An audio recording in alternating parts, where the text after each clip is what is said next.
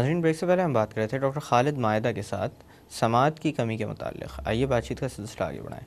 Doctor صاحب، آپ تذکرہ کر رہے تھے ان بچوں کا جو کہ پیدائشی طور پر سننے کی صلاحیت سے محروم ہوتے ہیں، اور آپ نے بتایا تھا کہ 2 سال سے پہلے اگر یہ معاملہ سامنے آ جائے تو جلد از جلد علاج کروا لینا چاہیے، کیونکہ اس کے بعد ریکوری کے چانسز تھوڑے کم ہو جاتے ہیں.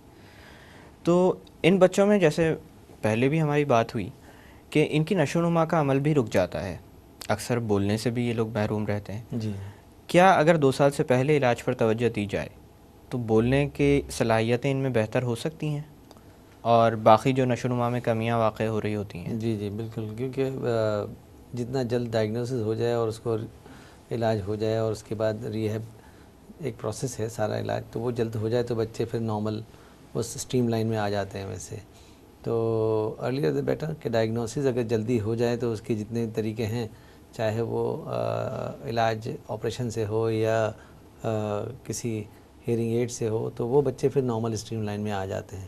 جب وہ نارمل پیٹرن میں ہوتے ہیں تو ظاہر ہے وہ اسی طرح ڈیولپ ہوتے ہیں جس طرح دوسرے بچے ڈیولپ ہوتے ہیں. ان کا آئی کیو بھی پھر اچھا ڈیولپ ہونا شروع ہوتا ہے، ایجوکیشن میں اچھا، پھر لوگوں سے انٹریکٹ کرنے میں چونکہ کمیونیکیشن اب وہ مسئلہ نہیں رہتا، تو پھر ان کی گروتھ ایز اے نارمل ہی ہوتی ہے ود ایڈٹ. جیسے لوگ چشمہ پہن لیتے ہیں لیکن نارملی چشمہ پہن کے بھی لوگ اپنی زندگی گزار رہے ہوتے ہیں. ویسے تو اس طرح ریہیبلیٹیٹیو یا ٹریٹمنٹ اسپیکٹ کے بعد بھی یہ گزار سکتے ہیں. ویسے اچھا ڈاکٹر صاحب، اسی طرح سے میں ان بچوں کا تھوڑا تذکرہ کرنا چاہوں گا جو کہ ایک بہتر سماعت کے ساتھ پیدا ہوتے ہیں، جن کے اندر سماعت کی کوئی کمی نہیں ہوتی، لیکن کیونکہ بچہ گروئنگ ایج میں بیمار بھی پڑ سکتا ہے، اس میں ادویات بھی دی جاتی ہیں.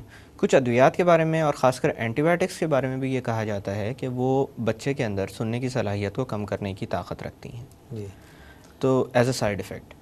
تو اس بارے میں تھوڑا سا میں آپ سے جاننا چاہوں گا، کیونکہ اکثر و بیشتر علاج مختلف جگہوں سے کروایا جاتا ہے، پھر سیلف میڈیکیشن کا معاملہ بھی ہمارے یہاں بہت زیادہ عام ہے.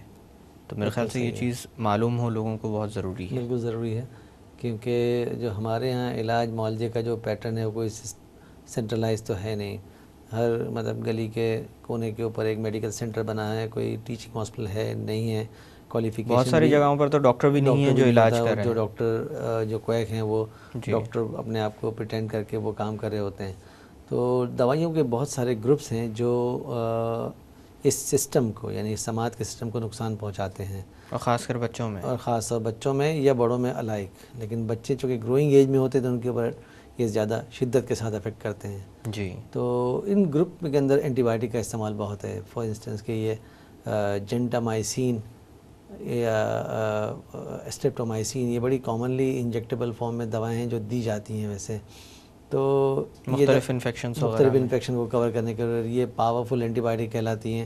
تو ان کا استعمال اصل میں بہت ہی گارڈڈ ہونا چاہیے، اور یہ ایک اچھے فزیشین یا پیڈیاٹیشین جانتے ہیں کہ کب کون سی دوا یا اس کے کوئی اور بھی آلٹرنیٹ موجود ہے یا نہیں ہے جو نقصان نہ کرے یا کم از کم نقصان کرے، فائدہ زیادہ دے. جی. تو یہ پیٹرن ہونا ضروری ہے. تو اینٹی بایوٹک کا ایک بہت بڑا گروپ ہے، اور بچوں میں چونکہ جو ریسپریٹری ٹریک ہے، جو سینے کے انفیکشن ہے، وہ بہت زیادہ کامن ہے. تو یہ بہت زیادہ سفر کرتے ہیں. اینٹی بایوٹک کا استعمال ان لوگوں میں زیادہ ہوتا ہے، اور اگر اس کی شدت بڑھ جائے تو ظاہر ہے کبھی ہاسپٹل میں بھی داخل کرنا پڑتا ہے ان کو. اور ہاسپٹل کے اندر انجیکٹیبل تھیراپی ہوتی ہے، انجیکشن کی فارم میں یہ ساری اینٹی بایوٹک دی جاتی ہیں. تو یہ دیکھنا بہت ضروری ہے کہ ایسے گروپ پرسکرائب کیے جائیں کہ جو سماعت کے سسٹم کو اوور آل تو کوئی نقصان نہ کریں، منیمم سائیڈ ایفیکٹ ہوں، لیکن خاص طور پہ ایسے جو اس اللہ میاں کی ایک بہت بڑی نعمت ہے سماعت، اس سے بچہ محروم نہ ہونے پائے. جی. اچھا ڈاکٹر صاحب، ایئر ویکس کیا ہوتی ہے؟ کیونکہ اکثر و بیشتر لوگ اس کو صاف کرواتے بھی ہیں ڈاکٹرز کے پاس جا کر بھی، جن کو شاید ضرورت ہوتی ہے تو تبھی صاف کیا جاتا ہو، لیکن اس کے علاوہ گھر پہ بھی بہت زیادہ لوگ ایئر کو پک کرتے ہیں. جی ہاں. کیا پک کرنا چاہیے، اور اس کا کوئی پروٹیکٹیو میکینزم ہے؟ یہ کوئی فائدہ مند چیز ہے یا نقصان دہ چیز ہے؟ اصل میں اس کا ترجمہ بہت غلط کیا جاتا ہے. اس کو کان کا میل کہا جاتا ہے، اور آپ نے کہا ایئر ویکس ہے، اور ویکس کا مطلب موم ہوتا ہے. موم میں وہ چکناہٹ ہے جو اللہ تعالیٰ نے کچھ حدود رکھے ہیں کان کے بیرونی حصے میں، جو کان کے پردے سے لیٹرلی یا باہر کی طرف ہوتے ہیں، اور یہ نارملی لکوڈ فارم میں بنتا ہے اور ٹریول کرتا ہے باہر کی طرف اور اڑ جاتا ہے. موسٹ آف دا ٹائم یہ ایواپریٹ ہو جاتا ہے ویسے. اور بعض لوگوں میں جیسے جینیٹک ایک پری ڈسپوزیشن ہوتی ہے کہ ان میں ڈرائی مطلب لکوڈ فارم میں موئسچر جو ہے وہ جلدی ایواپریٹ نہیں ہوتا اور وہ ڈرائی ہو کے کان کے اندر رہ جاتا ہے، تو وہ بلڈ اپ ہونا شروع ہو جاتا ہے.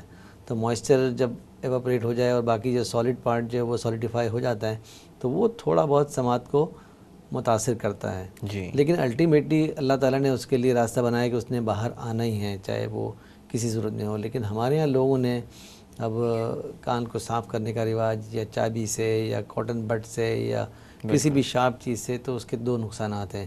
ایک تو وہ چیز ظاہر ہے وہ کلین ہوتی نہیں ہے، تو اس سے انفیکشن یا جراثیم کا وہاں پہنچ جانا اور انفیکشن کرنا.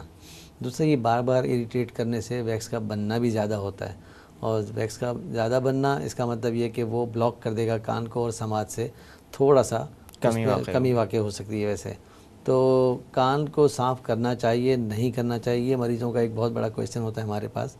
ہم کہتے ہیں کہ اکثر و بیشتر اس کی ضرورت نہیں پڑتی کہ کان خود بخود قدرتی طور پر صاف ہوتا رہتا ہے، بلکہ اس صاف کرنے کے عمل کو ہی آپ نقصان پہنچاتے ہیں اگر کاٹن بڈ کا استعمال کریں گے. کہ ویکس نے باہر آنا ہے، آپ اندر کی طرف اپنا کاٹن بڈ لے کے جا رہے ہیں، تو کاٹن بڈ کا استعمال بالکل نہیں کرنا چاہیے. اگر بہت بلڈ اپ ہو جائے اور آپ کو یہ محسوس ہو کہ اب سماعت ذرا سا مشکل ہو رہی ہے، کچھ کمی واقع ہو رہی ہے، تو بہتر یہ کہ کوالیفائڈ ENT اسپیشلسٹ سے آپ اس کو معائنہ کروائیں. وہ آپ کو کچھ اس کو سافٹ کرنے کے لیے دوا تجویز کرے گا 4-5 دنوں کے لیے، اور اس کے بعد وہ سیفلی نکال سکتا ہے. کیونکہ اس میں نکالنے میں اگر آپ نے کسی ایسے شخص سے جو تجربہ نہیں رکھتا تو نقصان بیرونی کان کا اور کان کے پردے کا بھی ہو سکتا ہے، اور یہ ہیئرنگ لاس جو ہے وہ بڑھ سکتا ہے.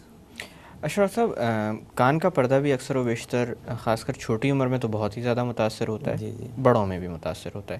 مثال کے طور پر انفیکشنز جو ہوتے ہیں، مڈل ایئر انفیکشنز وغیرہ، یہ عموماً کان کے پردے پر پریشر کا بھی باعث بنتے ہیں، اس کے پھٹنے کی بھی وجہ بن جاتے ہیں. جی اسی طرح سے چھوٹے بچوں میں اکثر یہ عادت بھی ہوتی ہے کہ کوئی بھی چیز لی اور کان میں ڈال دی یا ناک میں ڈال لی، بالکل صحیح. تو اس کی وجہ سے بھی اکثر و بیشتر ایسا ہوتا ہے کہ کان کا پردہ یوں سمجھ لیں کہ وہ ایک ایسی جگہ پر آ جاتا ہے جہاں پر اس کو نقصان پہنچنے کا خدشہ ہوتا ہے. بالکل صحیح. تو اس حوالے سے میں پوچھنا چاہوں گا کہ سماعت میں کان کے پردے کی کیا اہمیت ہے، اور خدا نخواستہ اگر کان کے پردے کو نقصان پہنچ جائے تو اس سلسلے میں کس طرح کا علاج تجویز کیا جاتا ہے؟ جی بالکل صحیح ہے. سب سے پہلے اس بات کو لیتے ہیں کہ کان کا پردہ کیا ہے. کان کا پردہ یہ ہے کہ ایک ٹینس قسم کی ایک چادر ہے جو قدرت نے بنائی ہے کہ کان کے بیرونی اور درمیانی حصوں کو سپریٹ کر دیتی ہے، مڈل ایئر کو اور ایکسٹرنل ایئر کو.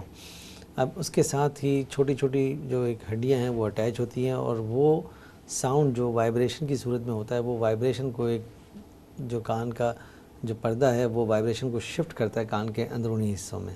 تو وہ ساؤنڈ انرجی یعنی آواز کی جو لہریں ہماری ان کو مضبوط بناتا ہے اور کان کے اندرونی نظام کو پہنچاتا ہے، جہاں سے پھر دماغ تک آواز پہنچنے کا عمل شروع ہوتا ہے. اب یہ کان کا پردہ جو ہے اس کا انٹیک رہنا، قائم رہنا، یہ بھی ضروری ہے پراپر ساؤنڈ کے ٹرانسمیشن کے لیے. تو کان کا پردہ کن کن صورت میں پھٹ جاتا ہے، تو ہماری جو پریکٹس میں جو باتیں آتی ہیں وہ یہ ہے کہ بچوں میں بہت کامن ہوتا ہے. اس کی وجہ یہ کہ بچوں میں ایک تو نزلہ، زکام اور کھانسی کا جو فریکوینسی وہ بہت زیادہ ہوتی ہے، اور کان اور ناک کا ایک کنیکشن قدرت نے بنایا ہے کہ کان ناک کے پچھلے حصے سے کنیکٹڈ ہوتا ہے ایک ٹیوب سے، جس کو یوسٹیچن ٹیوب کہتے ہیں. تو چھوٹے بچوں میں عموماً نزلہ زکام جو ہوتا ہے وہ ٹیوب کا سائز اسٹریٹ ہوتی ہے اور شارٹ ہوتی ہے، تو بہت جلدی کان میں پہنچ جاتا ہے.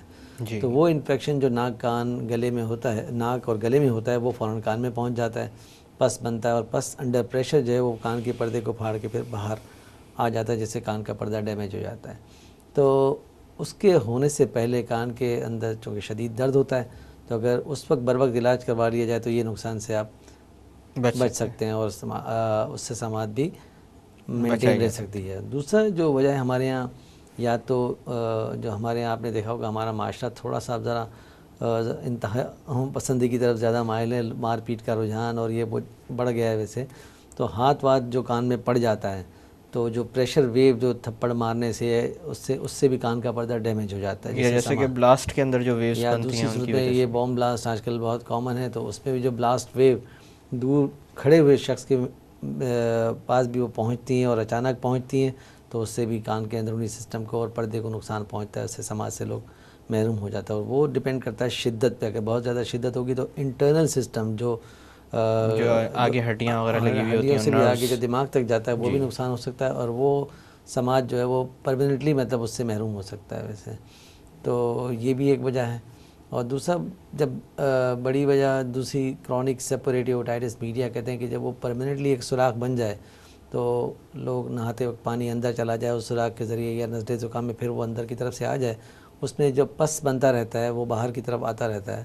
تو اس میں بھی اپارٹ فرام کہ یہ پس تو ہے، ایک سمٹم تو یہ بھی ہے، اور دوسرا سمٹم یہ ہے کہ ہیئرنگ امپیئرمنٹ بھی ہے، یعنی سماج سے محرومی کا بھی ہے ویسے.